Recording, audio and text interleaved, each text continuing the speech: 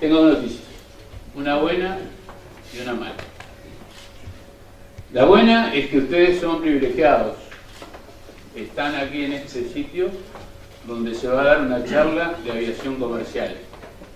En Uruguay, para que haya una charla de aviación comercial, tienen que pasar cosas increíbles. No hay todos los días charlas de aviación comercial.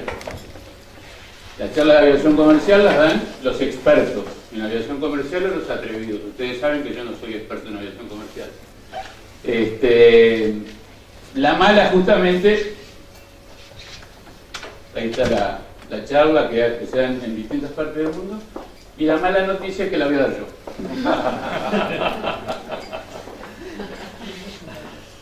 Mi mirada. Ojo que tampoco soy un negado, ¿no?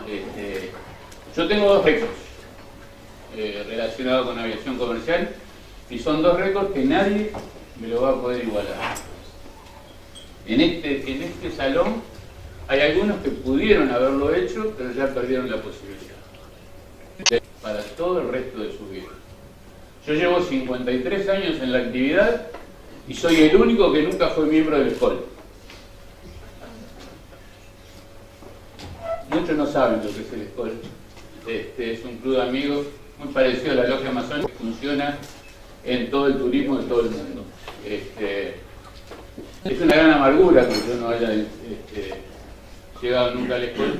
Mejor dicho, que nunca me hubieran invitado oficialmente, porque sé que hubo alguna posibilidad, y sé que hubo la bolilla fría o la bolilla negra, no sé cuál es la que ponen ahí. Pero la gran amargura que me significó es que nunca me dieron la oportunidad de decirles que yo no quería aceptarlo. Pero bueno, esa es otra cosa. Y el otro récord que tengo, que es mundial, es universal, trasciende al turismo. Soy el único periodista del mundo que no pudo entrevistar a Mujica.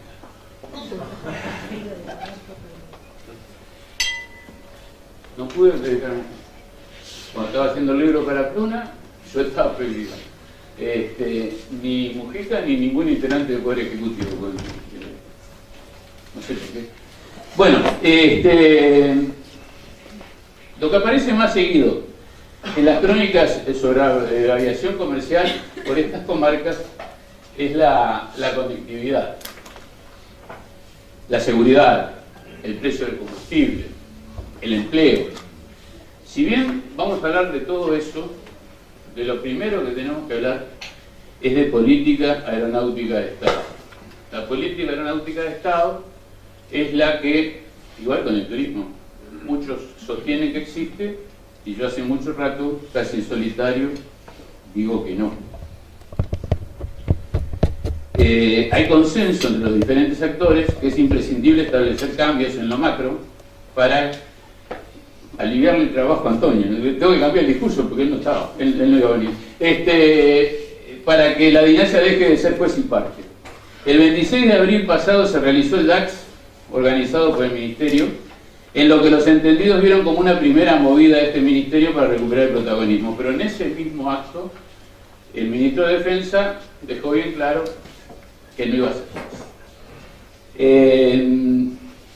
A nivel planetario, la máxima autoridad en la materia es la OASI, la Organización de Aviación Civil Internacional, la cual, en el marco de la intensa dinámica de asistencia técnica, auditoría y evaluación, esta parte la tengo que leer porque sí, es larguísima, si no perdemos mucho tiempo, generada con Uruguay en los últimos años, produjo dos hechos importantes: la superación de dos preocupaciones significativas de seguridad operacional constatadas en una misión de validación de 2014 y la consecuente mejora en el nivel de implementación efectiva del promedio de los elementos críticos del 58% al 71% a comienzo de 2016, y dos, la elaboración y comunicación de una serie de recomendaciones consideradas como prioritarias para asegurar la sostenibilidad del sistema en el mediano y en el largo plazo. En ese sentido, a comienzo de 2017, la Oficina de Evaluación y Auditoría de la organización le encomendó a la Secretaria General, la doctora Fan Liu, con carácter prioritario, transmitir un mensaje de alto nivel a las autoridades uruguayas sobre la necesidad de establecer un ambiente más propicio para el desarrollo de la aviación civil en Uruguay, en particular en términos de las cuestiones estructurales y de organización, algo que la secretaria general terminó haciendo en su visita a nuestro país de abril del año pasado, instancia de la que todos tuvimos noticias a través precisamente del Portal de América por una magnífica entrevista efectuada obviamente por Alejandro Schiavelli. A este respecto y con base en los resultados de esta evaluación y de las normas y prácticas en vigor, la OASI ha realizado a Uruguay distintas recomendaciones como priorizar el sector, la más importante de todas ellas, reconocerlo como estratégico e incorporarlo de manera prioritaria en los planes nacionales de desarrollo, ya que es de suma importancia que Uruguay le otorgue debida consideración al reforzamiento de su sistema de aviación civil, particularmente respecto a cuestiones de estructura y organización, asegurando tanto su autonomía operacional y financiera como la separación de funciones para evitar un conflicto de intereses en la aplicación de las normas y métodos recomendados de la OASI. Dada la complejidad de abordar algunas de las recomendaciones, las cuales son consideradas esenciales para garantizar la sostenibilidad del sistema, la OASI le sugirió a Uruguay un enfoque comprensivo, impulsando un plan maestro con miras a proveer una estructura fuerte, sustentable, capaz de enfrentar los desafíos que el crecimiento del transporte aéreo proyecta para los próximos años a nivel mundial, regional y nacional. En este sentido, la OASI ha extendido su pleno apoyo para que Uruguay pueda contar con la estrategia y la orientación necesaria para el desarrollo de este plan. No sabemos en qué va a terminar todo esto, pero una de las recomendaciones más concretas que le hace OASI a Uruguay es que debe reinvertir en la propia industria todo lo que ingresa a efectos de que la aviación civil, como ya va dicho, tenga su autonomía financiera. Mientras no exista una clara política de Estado en materia aeronáutica, nadie va a tener la posibilidad de llevar adelante esta metamorfosis que rompe los ojos. ¿Quién podría determinar que, por ejemplo, los más de 25 millones de dólares que ingresan cada año por el impuesto del 7,5% a los pasajes pueda ser invertido en el ILS, que tanta falta hace para que cuando haya niebla el aeropuerto no deba hacer alternar los aviones a aeropuertos de la región? Hay años en los que el tiempo es bueno, no se enoja con nosotros, no hace que los aviones se tengan que ir a otros aeropuertos, pero hay algunos, como hace un par de años, que hacen gastar mucho dinero, porque hay que cancelar muchas reservas de los pasajeros, hay demasiados desvíos, hay miles de desvíos de pasajeros que le hacen perder conexiones y que cuestan muy caros para las aerolíneas. ¿Quién podrá determinar entonces eso? Lo veremos. ¿Quién se pondrá al hombro la tarea de lograr, miren qué temita, la adecuación del precio del combustible?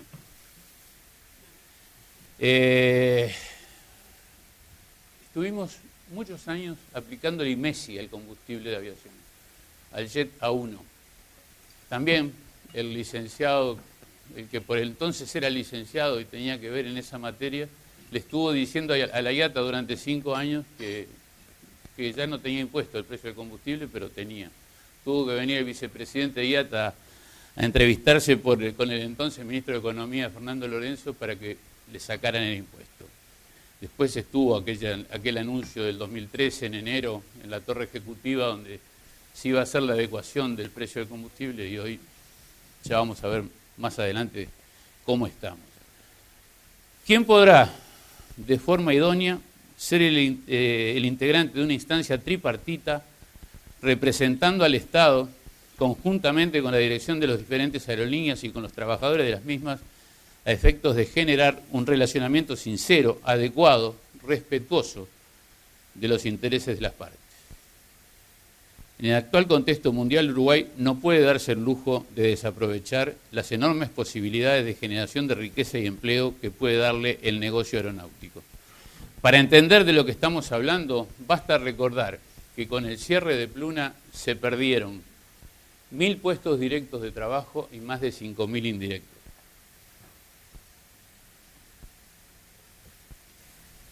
Se cerró en 2012 una empresa que posiblemente fuese a perder 20 millones de dólares ese año, y el año anterior, el 2011, le había generado a la economía uruguaya más de 250 millones de dólares.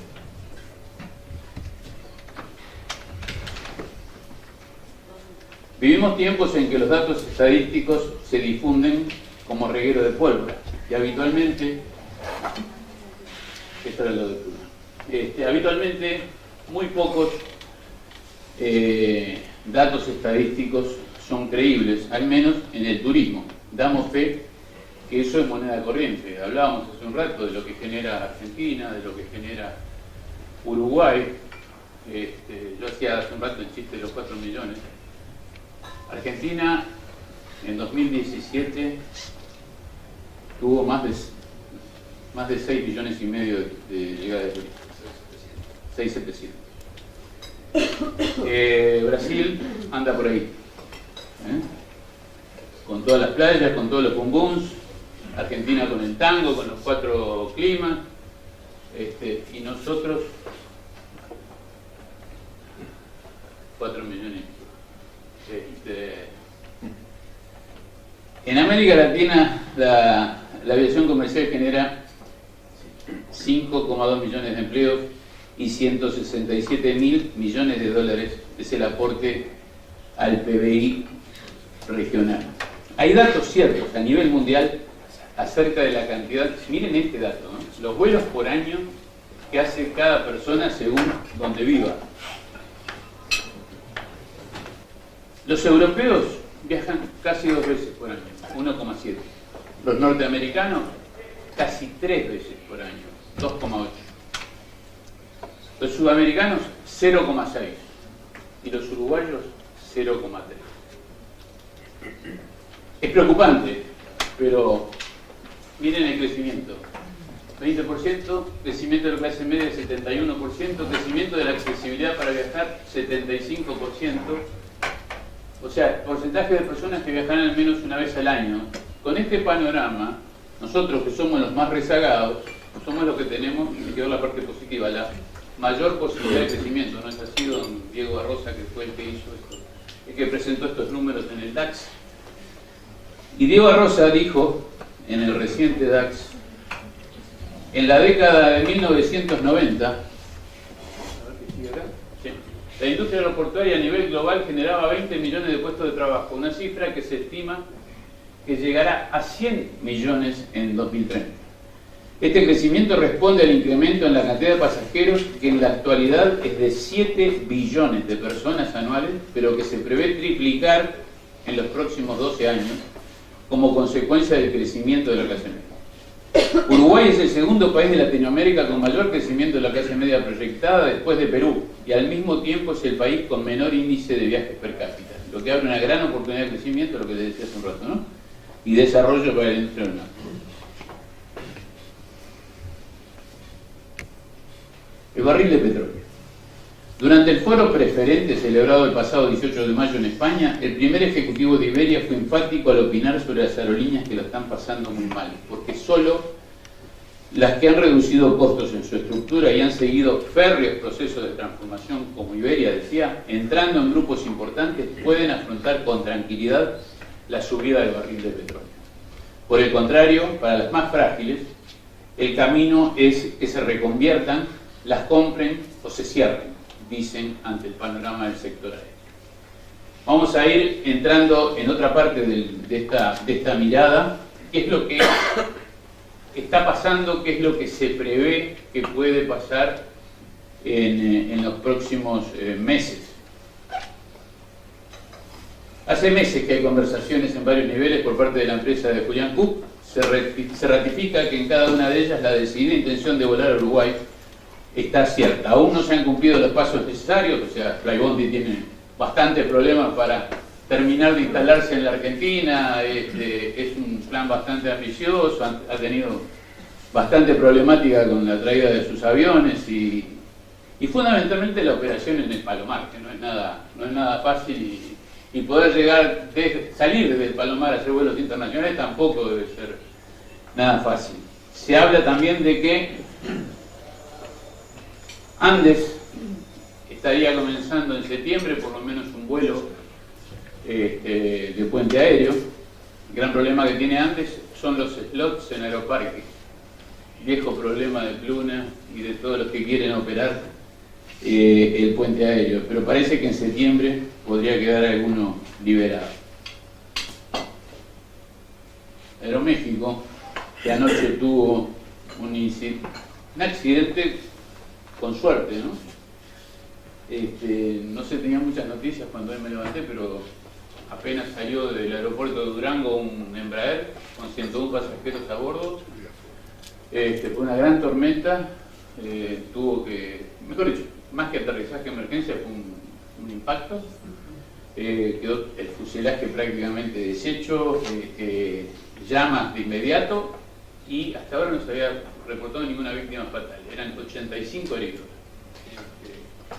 Una cosa rarísima la que pasó. Bueno, Aeroméxico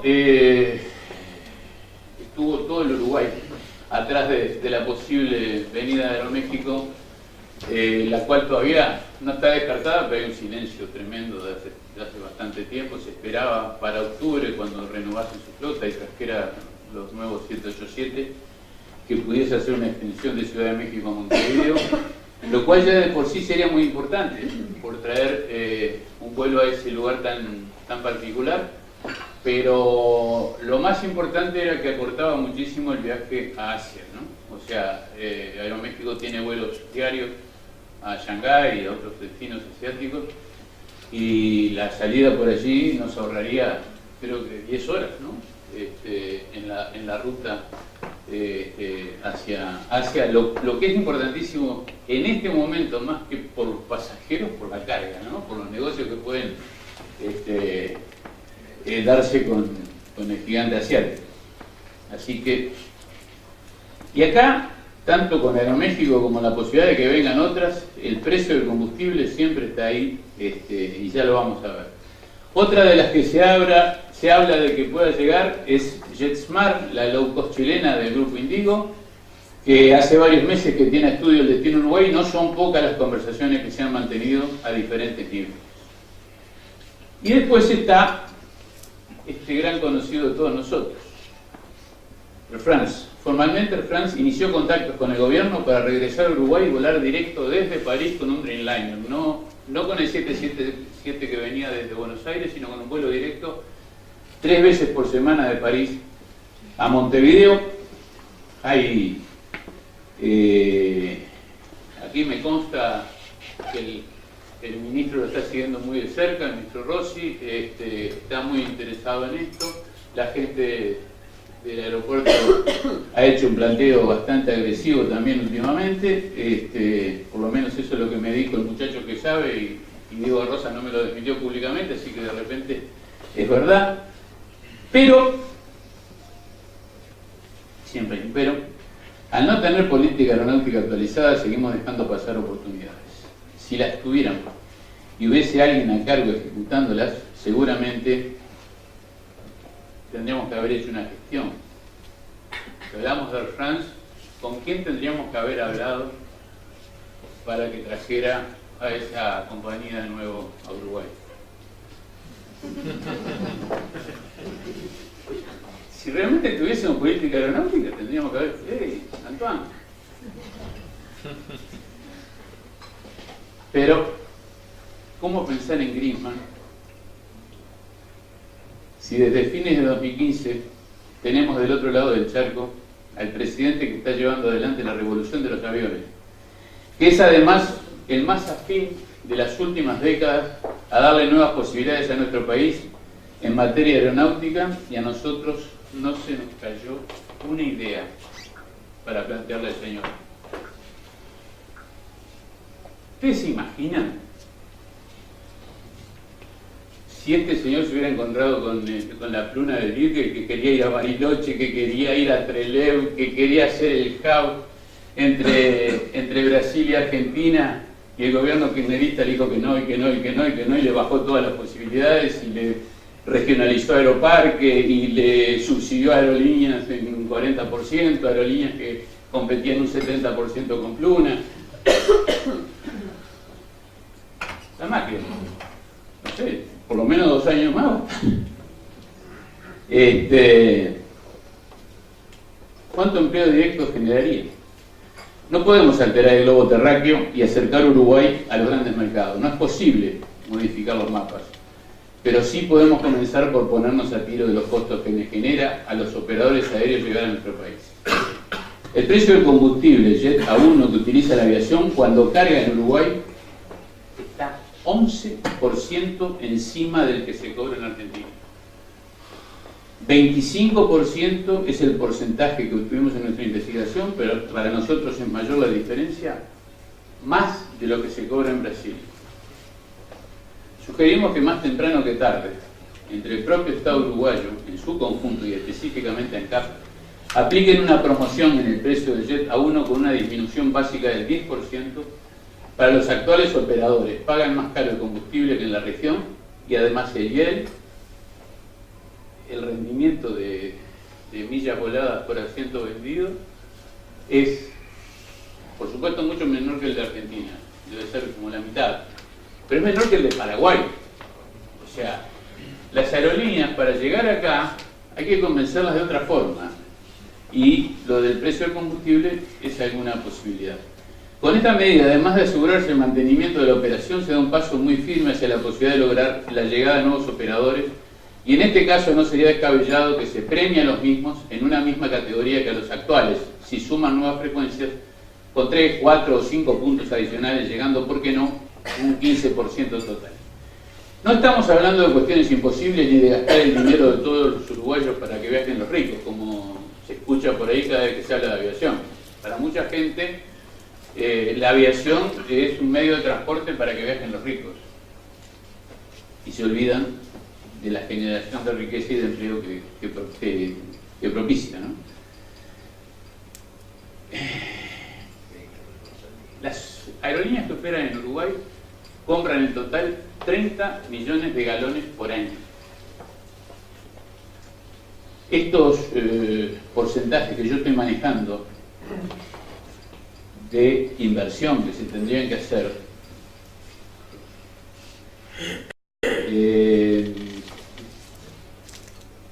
llega a 8 millones de dólares por año. Recordemos que solamente por el 7,5% de impuestos que se cobra sobre los pasajes aéreos se recaudan por año más de 25 millones de dólares o alrededor. Y de estos, más de 10 millones van a rentas generales. A la vez, también es válido poner sobre la mesa la recomendación de que la OASI, Organización de Aviación Civil Internacional, aconseja a los estados reinvertir la recaudación que genera esta actividad en la propia industria. O sea, la DINASIA tiene un lío tremendo para cumplir su presupuesto, para cumplir su plan de gestión al año con el presupuesto que tiene. El Ministerio de Transporte, si quisiese abarcar más de lo que abarca, también tiene que tener recursos. Y en los momentos que vivimos, pedirle a la gente que deje de, o a los gobiernos que deje de aportar a la educación, a la seguridad, a todo lo que ya sabemos que nos falta, para la actividad, para que viajen los ricos, como le dicen por ahí, debe ser medio difícil. Entonces tendríamos primero que generar conciencia de que esta es una herramienta, la aviación comercial, apta para generar riqueza y empleo. Primero tendríamos que empezar por ahí y después buscar la forma de llegar a esa posibilidad.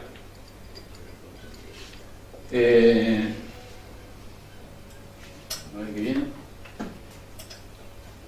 Esto es algo muy divertido. La foto no está muy nítida. Cada uno llega al aeropuerto como puede para embarcar. O sea, el hombre va a embarcarse en un avión y va en moto. Ha cambiado el negocio, ha cambiado el transporte.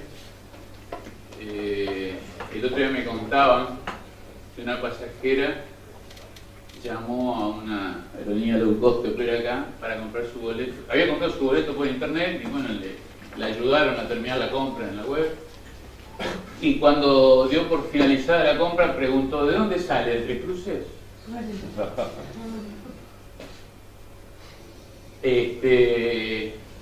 llegan así al aeropuerto. O sea, cambió, y está muy bien, se democratizó la cosa, viaja todo el mundo, pero ¿en qué condiciones se está manejando esta cuestión?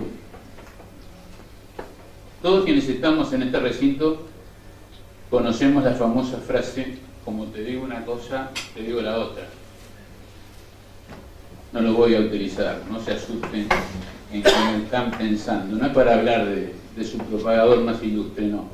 Se la voy a aplicar a las caras visibles de las aerolíneas. Acabo de abogar para que el gobierno uruguayo haga los deberes y adecue el precio del combustible para atentar la llegada de más aerolíneas, ¿no? Bueno, ahora me pongo del otro lado del mostrador para analizar a los principales voceros de las compañías aéreas de la región. El sector se difunden datos estadísticos y declaraciones de los principales sectores, además de reclamarle a los gobiernos y a los concesionarios aeroportuarios por infraestructura y costos operativos.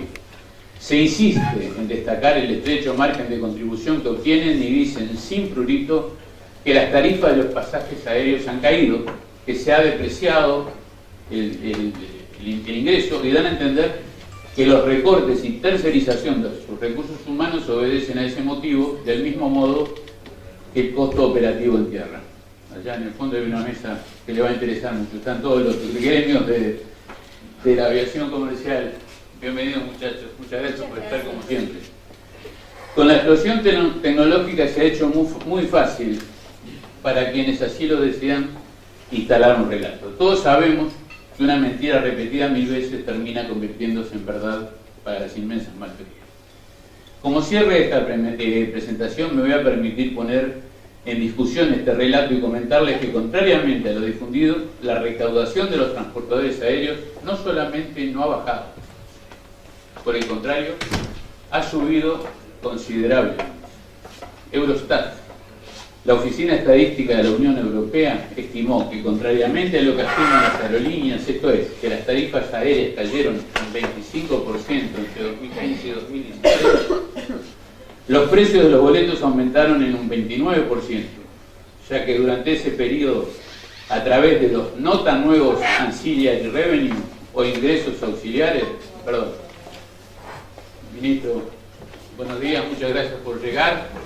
Pase, tiene el lugar aquí, venga. Hágase amigo. Le damos la bienvenida al Ministro de Transporte y Obras Públicas, Nico Rossi.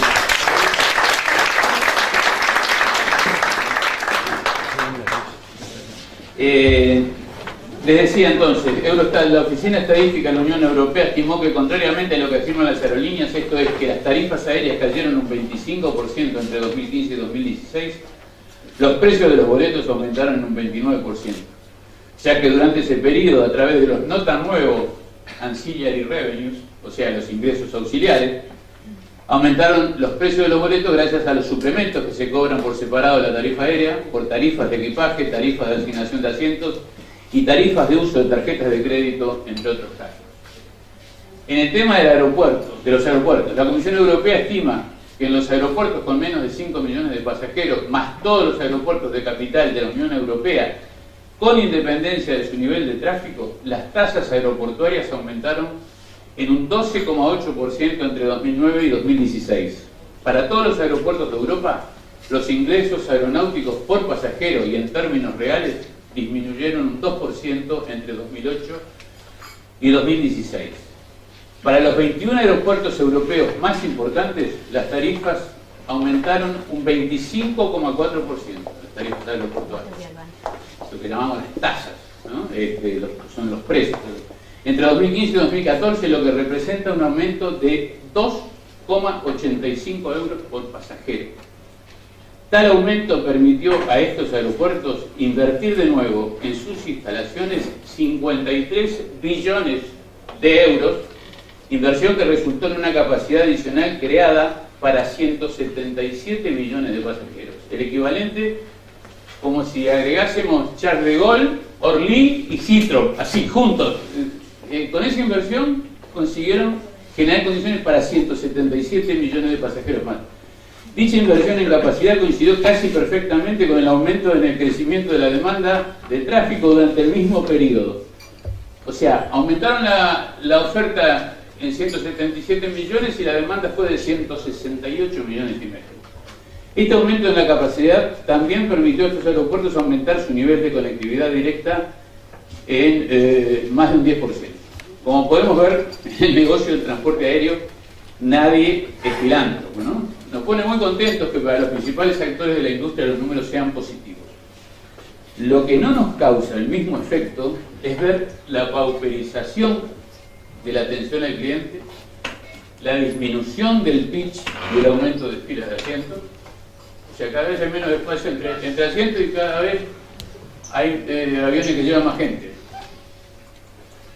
La falta de sinceramiento en el sistema, si se es legacy, el servicio a bordo no puede ser de low cost. Si por prevención la temperatura en la cabina es baja, deben haber mantas. No se puede ir a morir uno de frío en un avión. Las tripulaciones tienen que tener algún integrante que hable la lengua de partida o de destino de cada vuelo. Y cuando por demoras o cancelaciones se debe indemnizar al pasajero, el formulario a rellenar debe ser rellenable. Y no imposible como lo son, lo que hace que un gran porcentaje de los afectados no llegue a cobrar jamás lo que le corresponde. Le hago muy simple.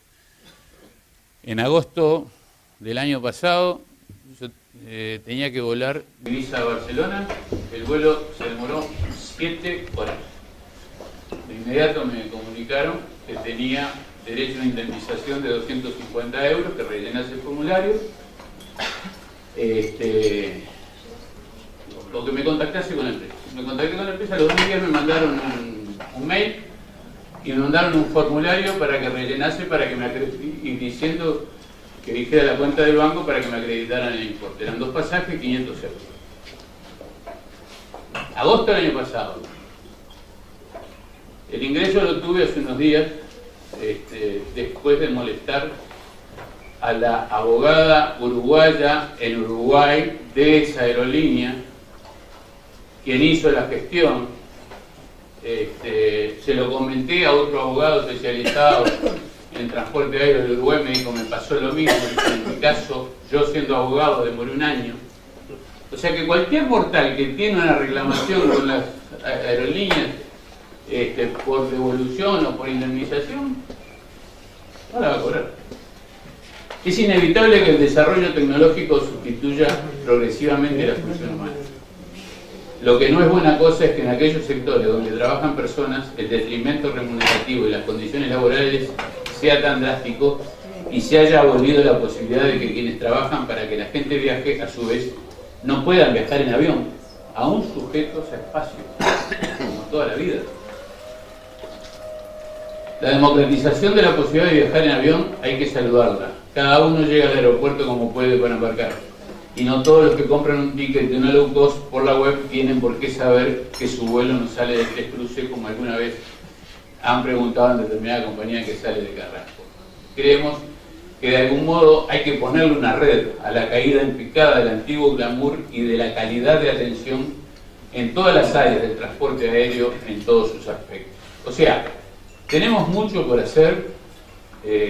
Aprovecho la llegada del ministro para decirles que siempre he destacado que de todo el Poder Ejecutivo de los últimos 3 gobiernos, por lo menos a mi entender, es la única persona que ha entendido de lo que estamos hablando. Fue el único que dijo que Compruna no se había equivocado. Fue el que ideó el DAX para ver si podemos hacer algo diferente. Tiene esa inquietud. Cuando terminó el DAX, se cruzó el salón donde estábamos en el Radisson y me pidió la opinión, y yo le dije, ¿se acuerda, ministro? Que para que funcionase teníamos que seguirla, porque si no quedaba como un acto político, como había sido el de 2011 el Foro del Aire. Me dijo que lo iba a seguir, que estaba toda su intención de seguirla. También le dije que yo siempre me meto en lío. También le dije que el Ministerio de Transporte y Obras Públicas es demasiado pesado para una sola cartera. Como alguna vez el Ministerio de Turismo y Deporte por muchos años dijimos que se tenía que separar y finalmente se separó. Porque, primero, que no tenía nada que ver una cosa con la otra, y segundo, que eran demasiadas cosas por un solo ministerio. A mí me consta que el ministro tiene la mejor de las intenciones, lo ha demostrado. Hemos hablado muchas veces, también off the record, no siempre que he hablado con él ha sido para una nota periodística, pero es necesario que los tiempos no nos ganen. Así que doy mi presentación terminada por acá, les agradezco la atención.